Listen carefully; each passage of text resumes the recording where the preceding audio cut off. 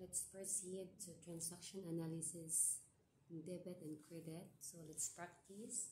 So here's the instruction. The following transaction of Mr. Louis Romero during the month of May 2023 with corresponding analysis are given to illustrate the principle of debit and credit with ready recognition of various forms of values. So we have Romero Laundry Services chart of accounts. As you could see that there are account classification here, which are assets, revenue, liabilities, expenses, and owner's equity. Wherein you can find here the different account numbers, and also remember this account numbers is not constant, so I can change it anytime. So it depends upon the requirements of the transaction.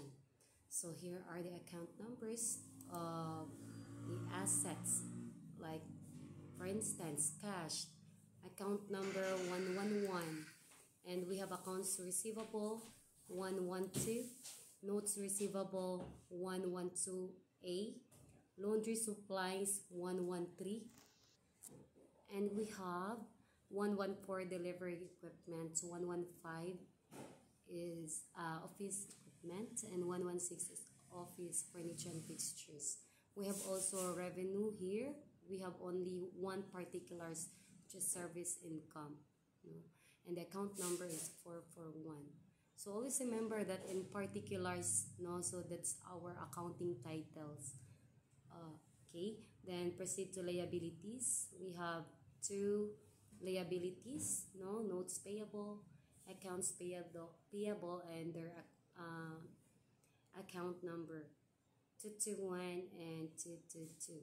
Then we have also expenses. We have only one expense, salaries expense, account number 553. And we have also owner's equity. So our particulars are L. Romero, capital, 331 account number. We have L. Romero drawing, 332 is our account number. And always remember that what would be the accounting title given in the problem you should follow, especially when you're going to journalize the entries. Okay, and we have also the following transactions. So from year 2023, May 1, so we have we follow the according to the bookkeeping, diba? It should be systematically ordered. So kailangan nga magsugod ta sa May 1, hantod or until May 30, and it should be ordered, systematically, So dili pwede og maguna ang recording nimo sa 30, 25, 15, 1. So magsugod jud ka sa 1 until 30. Okay? And my requirements here is general journal and general ledger. So let's start with the transaction. Let's start with the transaction number 1, or May 1. Okay, bought a delivery car for cash amounting to 600,000 pesos. Okay, what's your analysis? In transaction 1.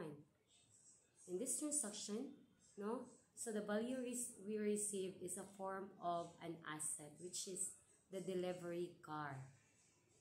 We call delivery equipment.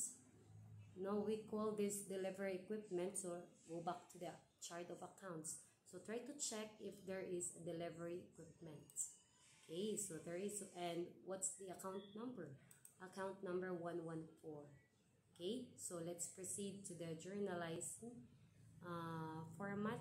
Let's record our entry in the journalizing or the general journal.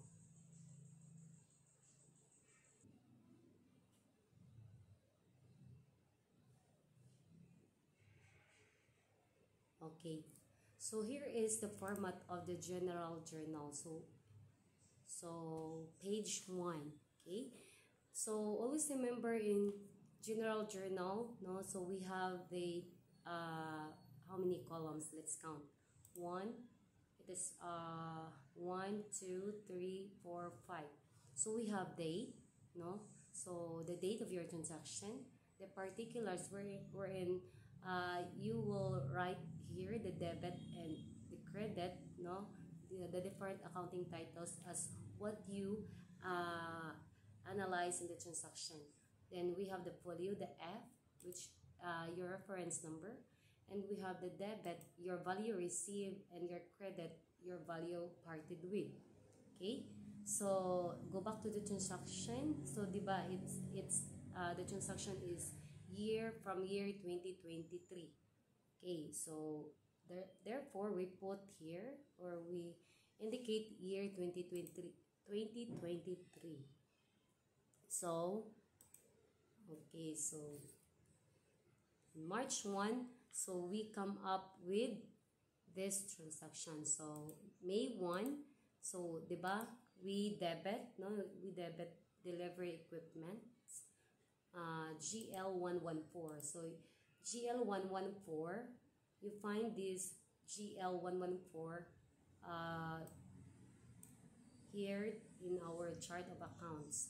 So delivery equipment and 114, and what is GL? GL is our general ledger. And what's the purpose of putting a GL114? Okay, so we need to put a folio here so that it's easy for us to find or to refer to our general ledger.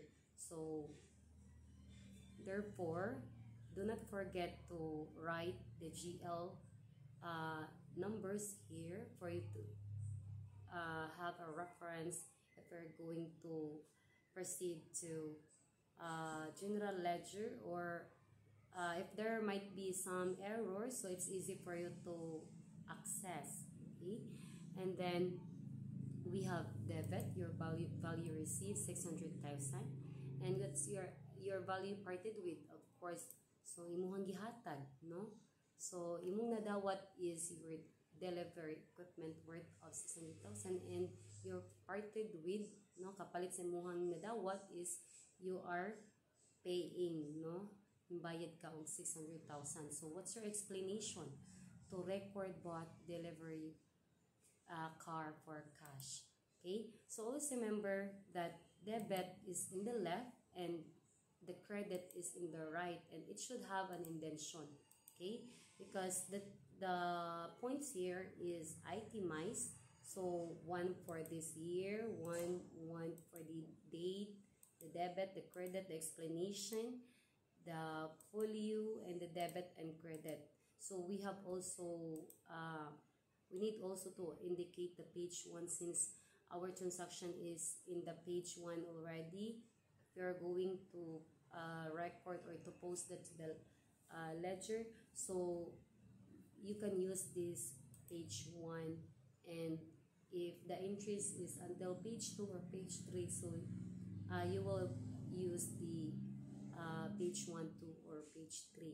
So it depends kung asa na belong ang imuhang accounting titles. Okay, then next is you need to skip for a one row, no?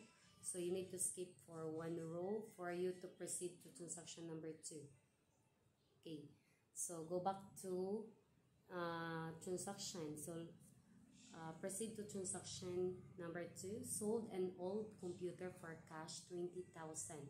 So you should analyze first before you record the transaction, or before you journalize.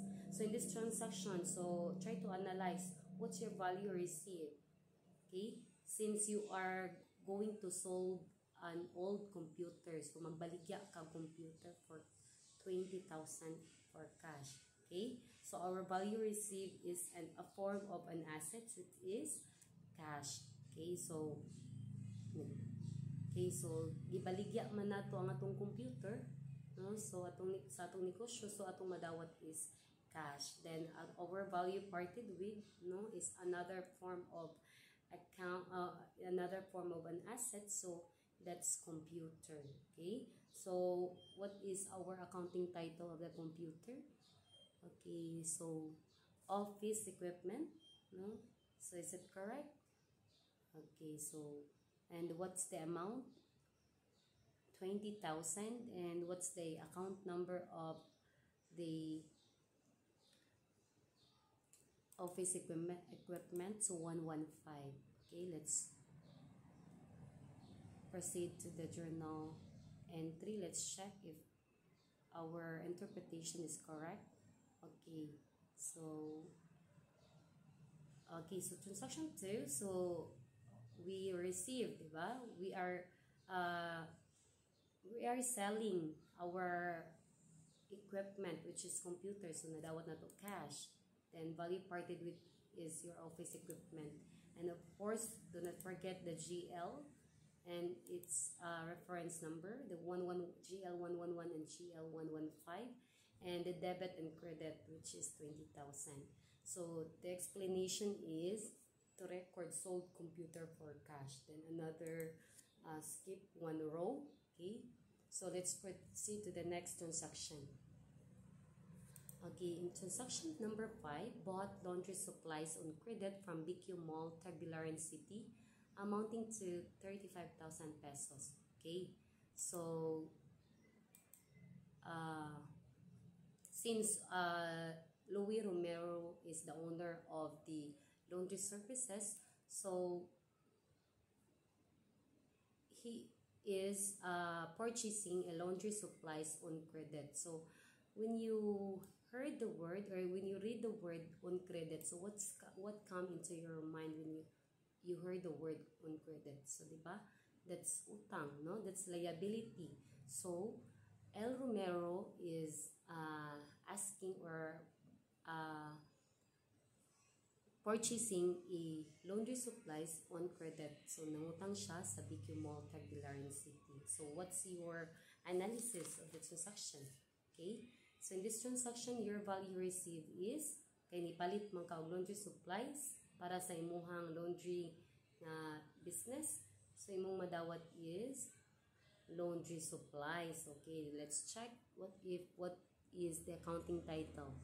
Okay, laundry supplies. Okay, laundry supplies imong nadawat, which is the account number is 113. So what's your value parted with?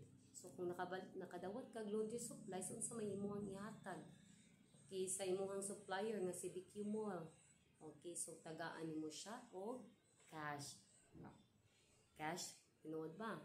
Okay, so og mo hatag kada yon, kasagaran ra ba jud kay mudit sa tag cash, kay nag-expect ka nga mopalit ka cash imong ibutang dayon. So no, you should go back to the transaction and try to analyze unsa may nakapa-cash ana or unsa may nakapa-utang. So since nakita nimo nga on credit, no? So since kay bawo man ka nga credit kay utang, so you need to choose here in our liabilities. Is it notes payable or accounts payable? Okay, so since this is not notes, no, so this is an oral promise to pay. So since accounts payable is oral promise to pay, so you will choose the accounts payable as your credit, your value parted with. Okay, so let's check if the entry is correct. Okay, so transaction number 5. Okay, so your value received is laundry supplies and your, okay, so GL113, then 35,000 is our debit, and our accounts payable GL222, 35,000 is our credit. So your explanation, do not forget to record bought laundry supplies on credit. Okay, so correct atong entry. Okay, so let's proceed to the next transaction. Okay, transaction number 10. Okay, so paid our account with BQ Mall, Tagbilaran City, 35,000 pesos. Okay, so you're going to look back from the past transaction. So you're going to pay, no? You're paying. So mubayad ka sa imong utang from BQ Mall. So tanaw ni mo transaction sa previous kung kanus ka nakautang ni BQ Mall. So try to look back. Okay, so transaction number 5, no, nangutang man ka, paghimpalit man ka tapos imong giutang ni BQ Mall, so imong bayaran pagka May 10. So what's your transaction? What's your analysis? Okay? Your in this transaction, your value received is a form of asset. So which is, are you sure? Okay, so what's your value received? You're paying, you're not purchasing. So number 10, we are number 10. You're paying, you want to pay for the transaction 5, which is your debt to BQ Mall. Okay, so since you are going to pay, so it's, since it is a form of oral promise to pay, so imong kuhaon tong imong gi-promise nga katong mobayad ka. So para makuhaan ang imong utang, so mag-cleared ka sa imong utang sa imong suppliers, kay nang utang man kag laundry supplies para sa imong business. So imong kuhaon, no? Imong kuhaon ang imong what do you call this one? Imong accounts nga kuan imong gi-promise.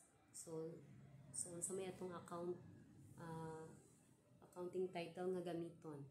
Okay, so go back to the general journal entry. So transaction number 5. So di ba nakadawat ka og laundry supplies? Then imuhang gihatag is accounts payable, oral promise to pay nga mobayad ka. So mura ra po ni og nangutang ta sa sari-sari store, di ba? Kasagaran kay suguon ta ni nanay ug tatay nga mangutang ta og paliti sa og kanang kanang gatas o bugas sa tindahan. So mo taman ra sa 300 pesos ang imong utangon. Then moingon ka sa tindahan, hello, kanang naay at auntie, mangutang si mama o kanang bugas o gatas worth of 300 pesos. Bayaran ra na niya, sweldo niya kasabado. Okay? So, muna, og mobayad na po ka, abot sa Sabado, so, kailangan nga imuhang bakwiun tong imuhang giingon nga mo oral promise to pay ka. So, usahay ang uban permahon ra man ka sa notebook. Okay? So, pagbalik nimo nga imbayad na ka, so, unsa mimong buhaton? Kuhaon nimo tong notebook, no? Ingnon nimo siya nga, bawion na to nako tong hawang utang nga imong gilista kay para mag-clear na ang akong record sa inyong tindahan. So unsa may atuang entry. Okay? So our debit is accounts payable. So kuhaon na to, no, ang atuang listahan, and atong bayad is cash. Kaya muhatag matag kwarta, mubayad naman ta sa atong utang. So here's the transaction number 10. No, so accounts payable imuhang madawat, and your value parted with is cash. No, so do not forget the GL folio numbers, the reference number. GL 222 35,000 is our debit, and GL 111 is our 35,000 is our credit. So always remember the GL is the GL and its account number is found here in our chart of accounts here. Okay, so mo ni atong chart of accounts. Okay, so always remember, no, so in this transaction, so always remember that the normal balances of the different account classification. So what's the normal balances of assets, liabilities, owner's equity, expenses, revenue, income, withdrawal? Okay, so diba I give you already the summary on how to determine the normal balances. So always remember that assets is the normal balances of assets is debit. So it is increasing in debit and it is decreasing in credit. and the normal balances of the liabilities is increasing in credit, and it is decreasing if that's debit. And the normal balances of owner's equity, it is increasing in the credit, and it is decreasing if it is in debit. And the normal balances of expenses, it is increasing if it is in debit, and it is decreasing when it is in credit. And the normal balances of withdrawal, you are withdrawing cash for your company or for your personal use, so it is increasing in the credit side, and it is decreasing if it is in the debit side. And we have the revenue or the income, it is increase in the credit side, and it is decrease in the debit side. Okay, so always remember that assets and expenses only is increasing in the debit side, and the rest, the liabilities, owner's equity, the withdrawal, the revenue is belongs to credit, and it is increased in credit. Okay, so that's our foundation for you to determine how or when do you debit and when you credit. Okay, so alright, so go back to the transaction number 10. So nganong gibutang man si accounts payable sa debit? Diba ang normal balances ni accounts payable is credit man, since that's liabilities. So dapat mag-increase ang imuhang utang sa kanang imuhang right side sa imuhang credit.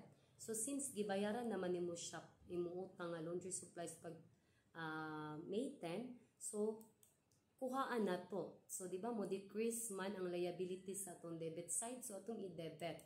Okay? Then arong mamainusan siya, ma-zero ang imong utang. Then your value parted with is cash 35,000. So kuhaan pud nato ato ang pundo nga kwarta sa ato ang company. Okay? Nibayad man ta sa atong utang. So ang normal balances sa atong cash is debit man. So para makuhaan, mamainusan, ato siyang i-credit. Okay? Kay mo decrease man ato ang assets kung i-credit. So hingani ra pud ni, if we're going to connect that into mathematics, you know what's the rule of the positive di ba? If positive imong i-plus, positive negative imuhang i-minus. So maura po na siya. Okay? So og debit, so that's imong i-add ang debit kay like, og sa mathematics pa na like sign man. So kung credit kay like sign man, imuha po siyang i-add. But kung debit o credit gani siya, so imuha siyang i-minus kay unlike sign man siya. Okay? So I hope everything is clear. Okay, so go back to the next transaction. Okay, so in transaction number 12, bought an office table on account from MCOR, 25,000 pesos, and a promissory note was issued. Okay, so you are purchasing an office table. So on account no ngadto ni MCOR.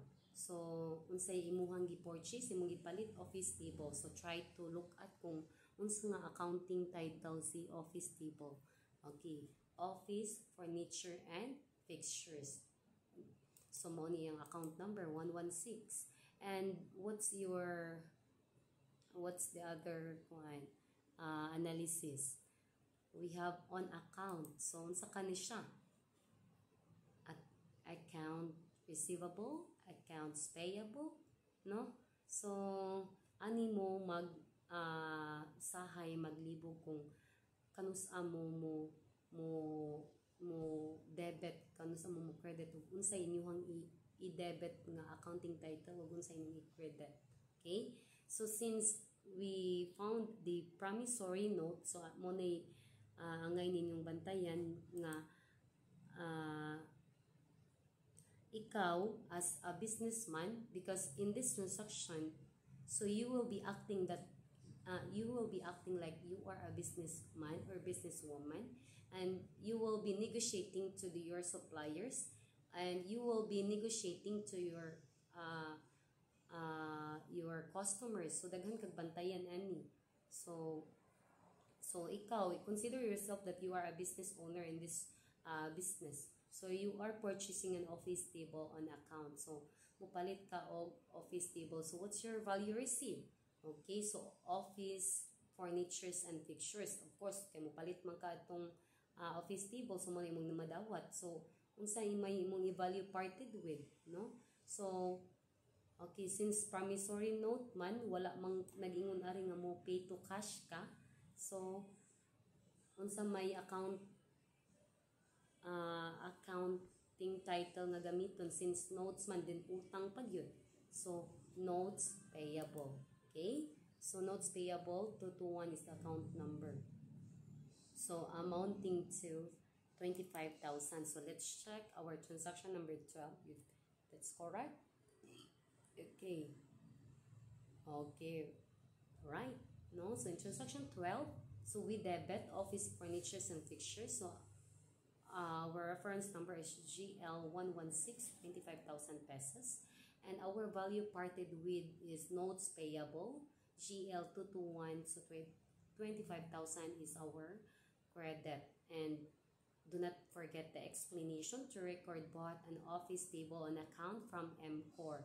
Okay, so always remember that you should familiarize the accounting titles for you to determine if what kind of accounting title is you're going to journalize. Okay, so I have also reminders here, and please do not forget to fill in comma in these amounts, no? So no need to put comma, so because in your general journal book there is no need to put comma, because there's a box already in your general journal, ledger and columnar, and all you have to do is you will just fill in the numbers in the boxes.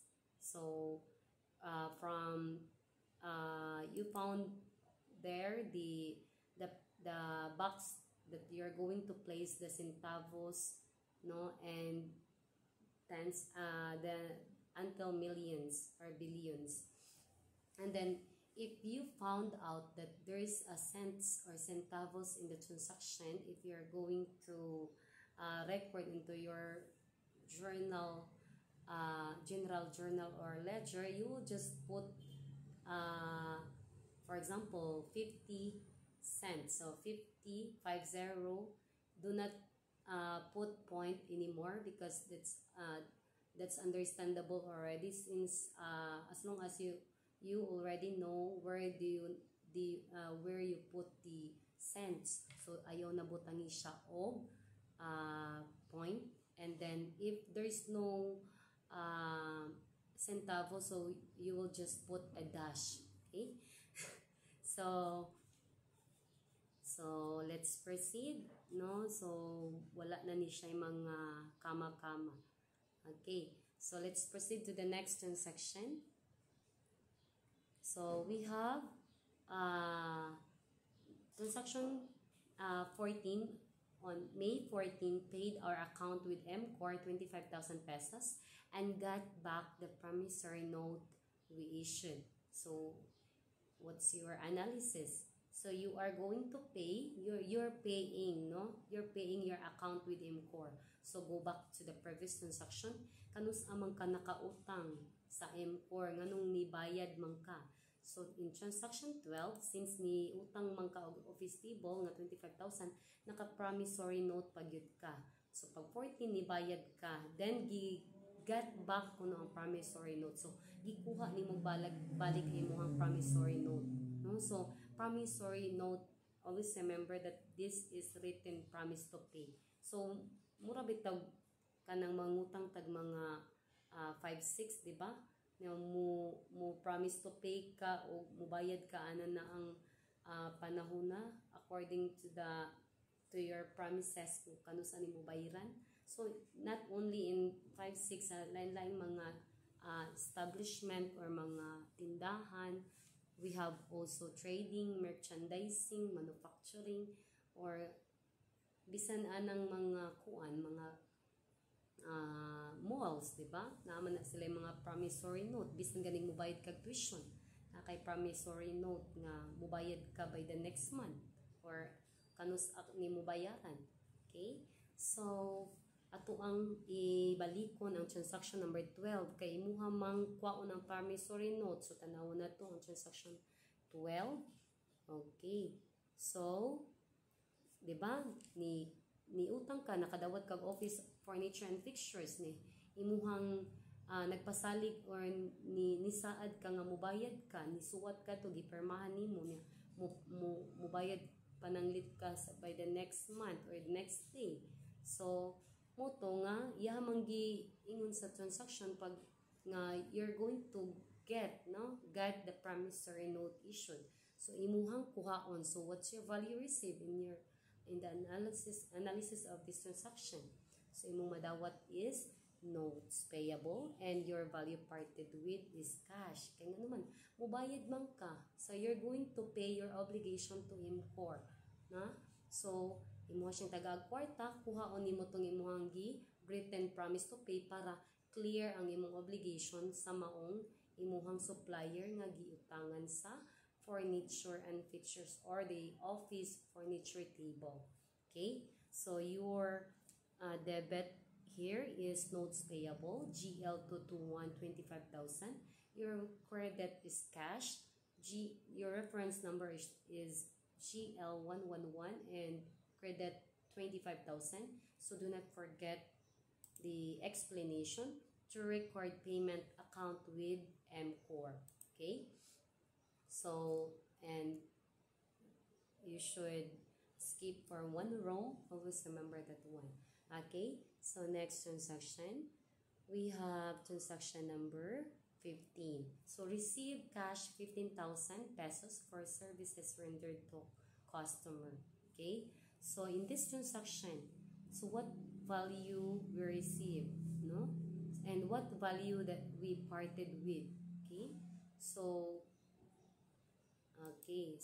always remember that this is services rendered to a customer. So, you are rendering services to your customer. So, sa ganina ka ikaw matong ni-purchase ng utang sa supplier para sa imuhang negosyo, karon ikaw na pod ang mo-render og service. Dili kay magsigira kag pangutang. Ikaw na pod ang mo-render og service sa imuhang customer para ikaw maka-income. Okay? So, nakadawat ka og 15,000 pesos nga cash sa imuhang customer. So, what's your value received? Okay? Your value received is, okay, so 15,000 cash. Okay? So, your value parted with, so, kapalit sa mong nadawat nga kwarta, mo servisyo ka. Mag-ilabada nimo ang mga bulingon sa imong customer. Since laundry man ang imuhang kanang naay negosyo. So, unsa may atong accounting title sa service rendered is service income 441 account number. Okay? So, and then what's your value or what's the amount? Okay, 15,000. So, you receive cash and your value parted with is services rendered. And of course, in our value received, it is a form of an asset since cash is an asset and our value parted with is service income, and that's a form of an income. Okay? Then let's look at the transaction.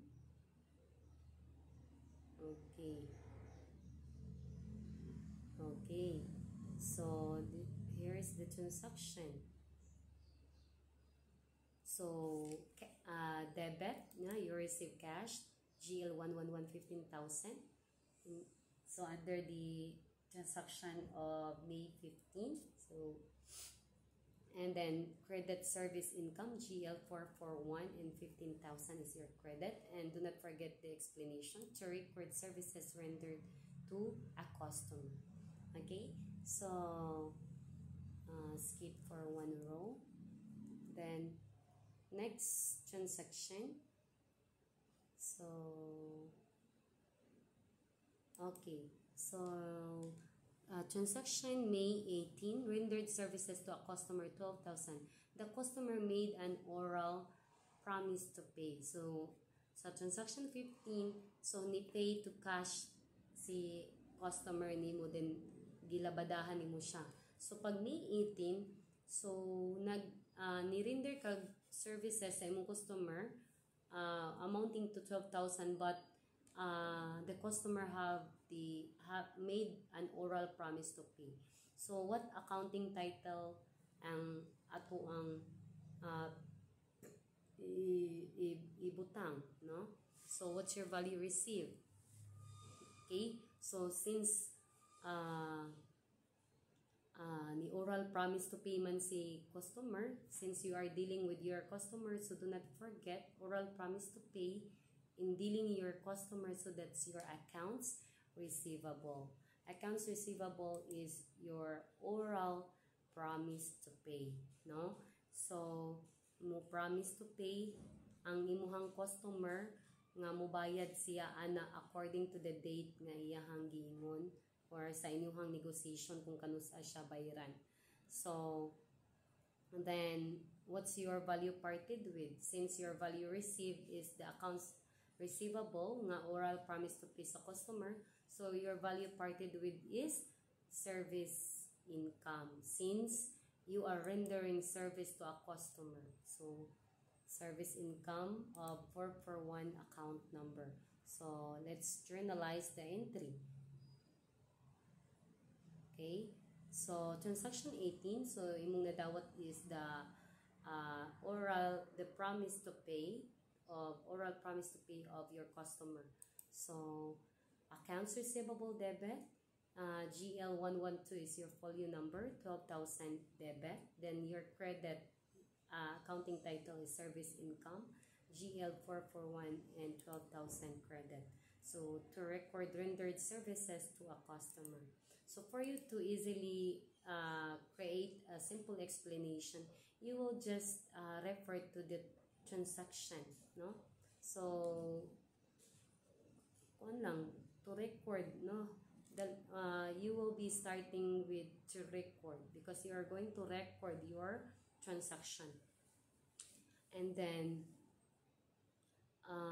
always remember that if you are dealing with your customers, you are rendering services to your customers. So accounts receivable is your accounting title that you're going to use. If that's a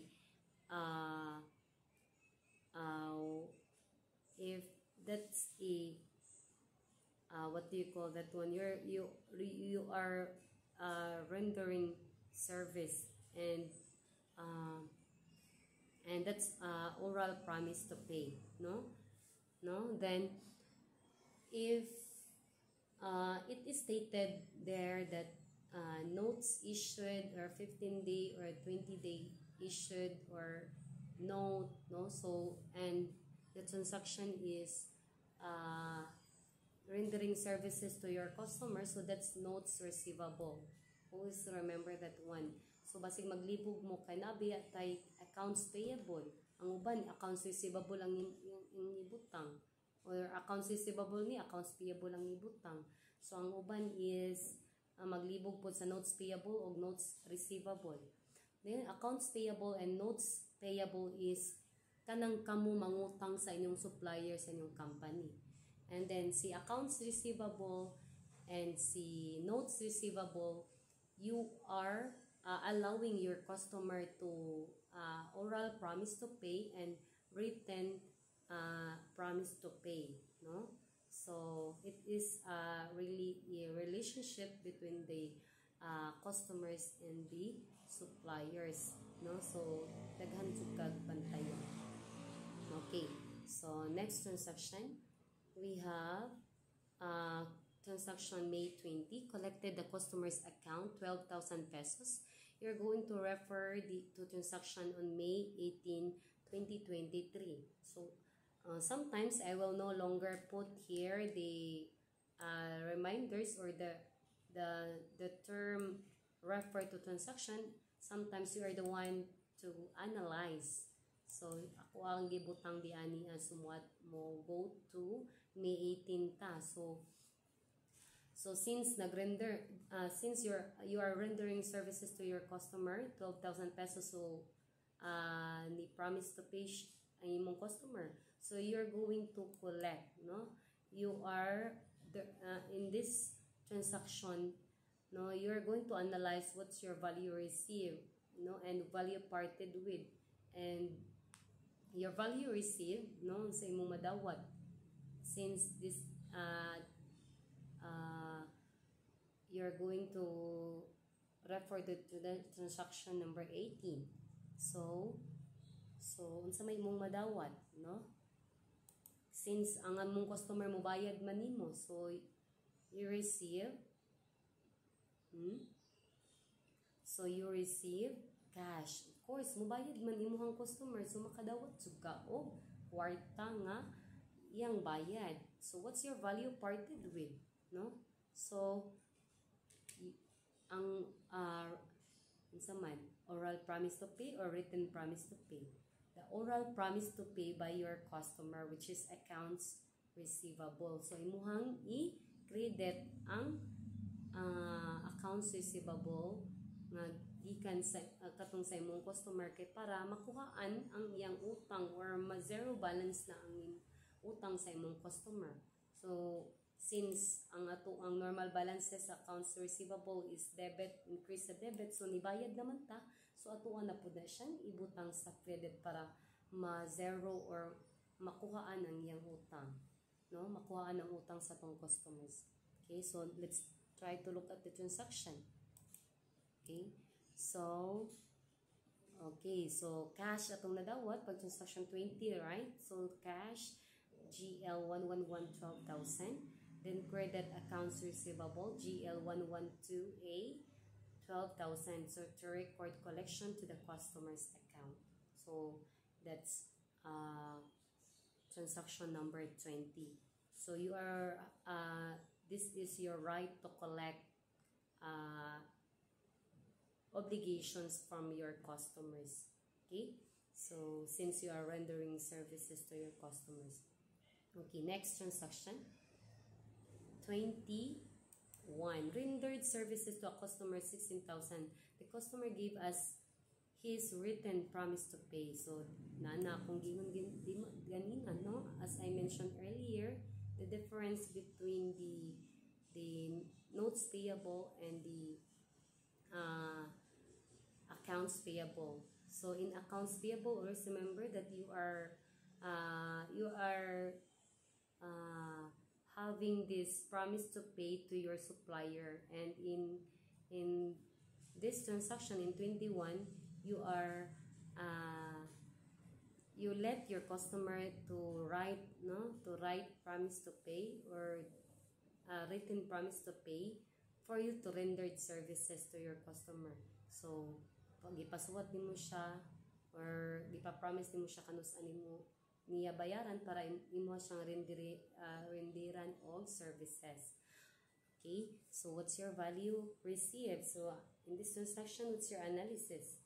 Okay, your value received is, of course, notes receivable. Makadawat kag promise sa imuhang customer nga muutang. So what's your value parted with? Since this is rendering services or rendered services, sa rendered services ganina siya, always yun na siya, service income, professional income ba, or it depends upon the requirement of the chart of accounts.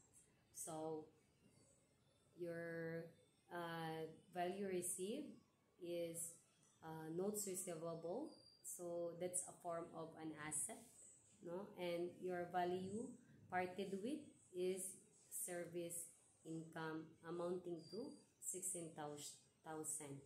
Okay, is it correct? No, you're rendering services.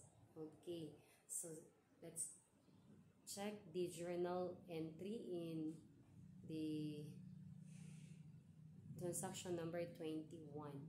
Okay, So that's right, no? So in transaction May 21, so you receive notes receivable, reference GL112A, and try to check if the notes receivable is 112A.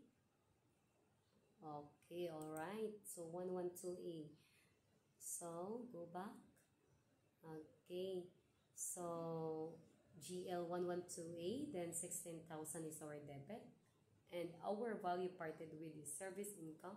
GL441, 16,000 is our credit. So to record rendered services to a customer. Okay, next transaction. We have collected the customer in transaction May 22, collected the customer's promissory note, 16,000 pesos. And you're going to refer to transaction on May 21, 2023. So what's your analysis? Okay, so you are going to, you have the right to collect to your customers as they promise to pay their obligation to your company. So what's your value received? Okay, so you receive, okay, cash. Okay, so cash is our value received, and what's your value parted with? Okay, so notes receivable.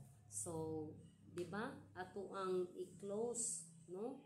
So, atong kuhaan or kuhaon i-close na to tong kanang written promise to pay sa ato ang customer kay para dita magbalik-balik og paningil sa tong customer.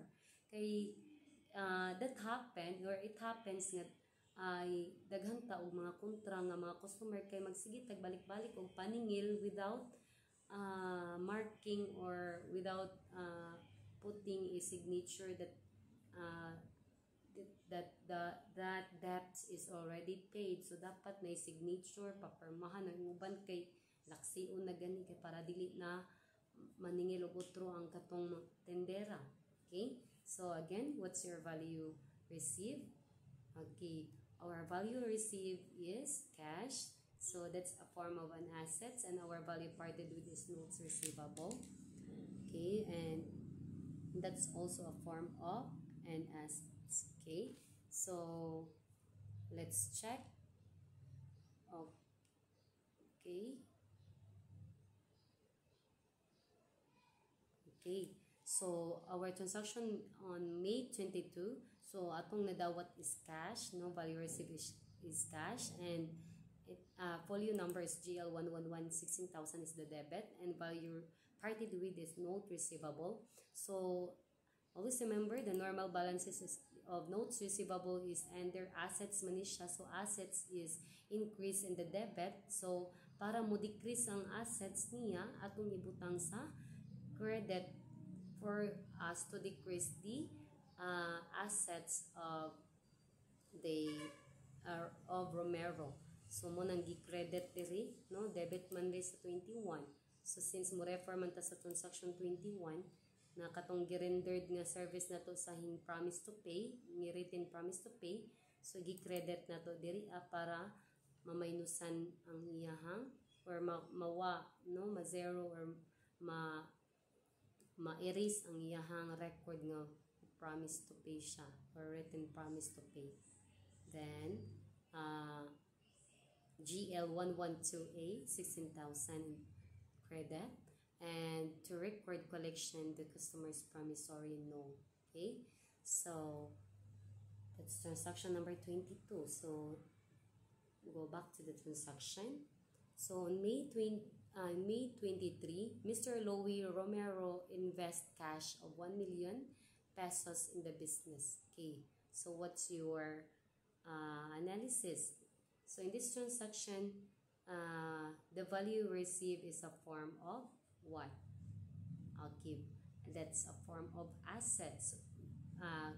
So since Mr. Louie Romero investing cash 1 million in the business, and it should be separate to his personal entity and to business entity. So since naka-put up naman siya 1 million, so dapat dili na niya basta-basta kuhaon para ipalit og lawg sa manok, lawg sa baboy para mupalit og personal needs. No. So once na invest na siya, since siya ra gyapon ang tag-iya, lahi na sa iyang personal nga mga pamalitunon. So siya gud gyapon ang tag-iya sa laundry services, pero siya gyapon ang siya gyapon ang mudawat. So si Romero, since siya na may owner pero separate lang siya nga entity, business entity, so nag-invest man siya 1 million, so nadawat niya is cash. Siya gyapon pero lahi lang siya nga entity. So siya gyapon ang makadawat sa cash since siya man ang business owner. So okay, what's our value received? Okay, so debit kag cash. What's your value parted with? So okay, Romero capital, L Romero capital. Kay ang atong normal balances man sa atong capital is mo increase siya sa credit. Okay, kung unsay atong i-debit kay mabuya atong i-credit. So kung naatay pondo nga cash ato ang kanang company, i-debit nato na siya sa cash, then gi-credit sa nato sa Romero capital, which is ato nato makita kung pila na kaha ang katong kung pila iyang pondo, unya kung naay mga withdrawal, kung naay siya withdrawon or mo for personal use, ato pod nato makita ang status kung kuhaan nato ang iyahang kwarta ay iyahang puhunan. So ato pod nato mahibaw-an kung ni-income ba ang iyahang kanang ay iyang business, no? Kung naay profit, dungagan man iyahang capital. Kung naa siya'y loss, makuhaan pod ang iyahang capital. Okay? So muna siya. So again, what's our value received? So cash amounting to 1,000, and our value parted with is capital, which is L Romero capital, no, 1 million. So let's check in our journal entry. Okay, so we're on May 23, we received cash GL 111 1 million, credit L Romero capital GL 331 amounting to 1 million, and to record investment by the owner or investment by Mr. Lowy Capital. It's up to you, but usually it is to record investment by the owner or to record owner's investment. It's up to you. Okay, then next transaction we have May 25, Mr. Lowy Romero withdraws cash of 25,000 pesos from the business for his personal use. Okay, so what's your analysis? Okay, Mr. Lowy Romero would like to withdraw cash para sa iyang personal use. Maybe mo palit siya shampoo, sabon, no? So lotion or anything na iyang gamiton para sa iyang kaugalingon. Okay, so asa man nina to kuhaon. Okay, so atong kuhaan ang atong capital, no? Atong pondo iyang puhunan. So what's your value received? Okay, so our value received is we're going to reduction of the capital of the owner of the business, and our that's what we call drawing, no? So tanaw na to kung unsay accounting title. So L Romero drawing. L Romero drawing is our value received. And what's your value parted with? No? Value parted with is cash, no? And it's a form of an assets. So nga naman. So go back to proceed to the transaction, no? So if you're going to withdraw a cash of 25,000, so try to remember what is the normal balances of the drawing, diba? Normal balances of the drawing is you are going to increase in the credit. So mo increase man siya og credit, so para makuhaan ang imuhang kwarta, so imuha siyang i-debit. So you're going to put that into debit, no?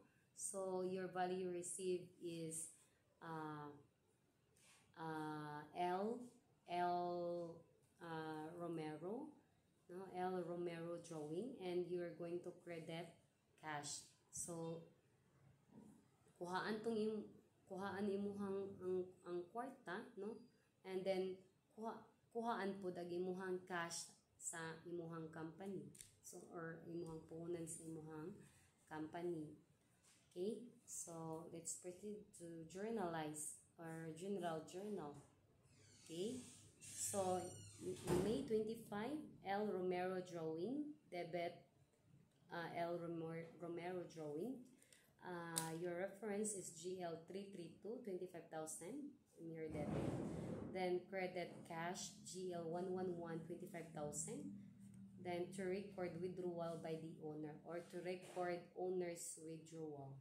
Okay, so that's the status. So just remember, no, the normal balances, no, the normal balances of cash is increase in debit, so you should put that into credit side for you to decrease your cash. Kaya ni withdraw magkwarta ang tagiya sa company, which is si Romero. Okay, so next transaction. Okay, so on May 30, paid salaries to employees for the month 20,000 pesos. Okay, so you're going to pay for the salaries of employees for the month 20,000 pesos. Okay, what's your value received? Okay, so you receive salaries expense, no, and your value parted with is cash. So and that's a form of an assets, and salaries expense is a form of a expense. Okay, so the transaction here, no, so try to look at the transaction. Okay, so debit, no, on May 30, debit salaries expenses.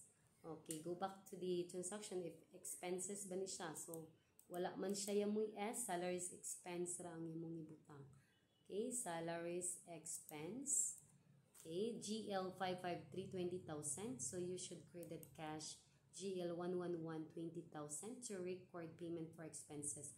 Okay, so someone is questioning, ma'am, ngano man na ma'am nga gi-debit man si salaries expense. Okay, so kailangan nga i-debit na to. Atong madawat, no, is the receipt, no, the salaries, the receipt, no, katong proof nga kanang na ay ug ikaw ang nagtrabaho, so dapat madawat man nimo ang katong resibo, no, kung giswelduhan na ka, then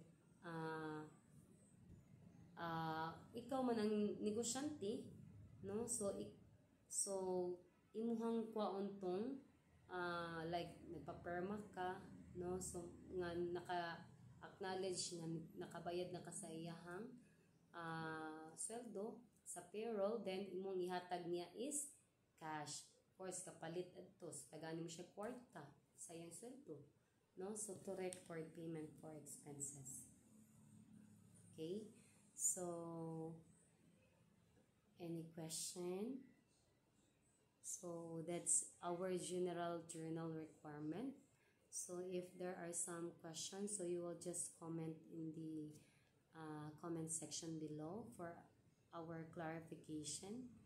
So I hope everything is clear in the transactions of Mr. Lowy Romero during the month of May 2023.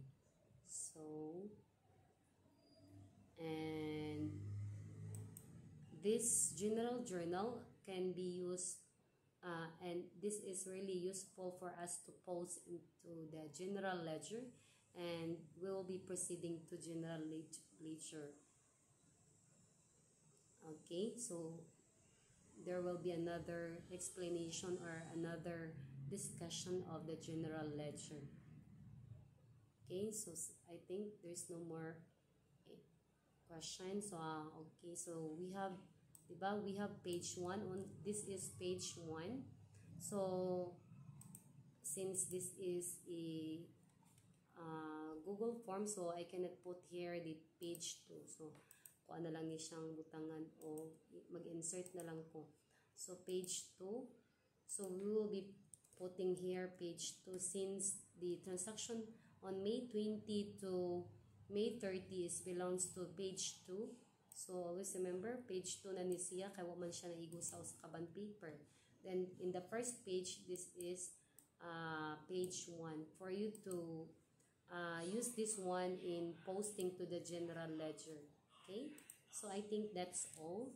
Thank you so much for listening, and kindly wait for the discussion for posting to the ledger of Louie Romero's transaction or Louie Romero's problem. Okay, thank you.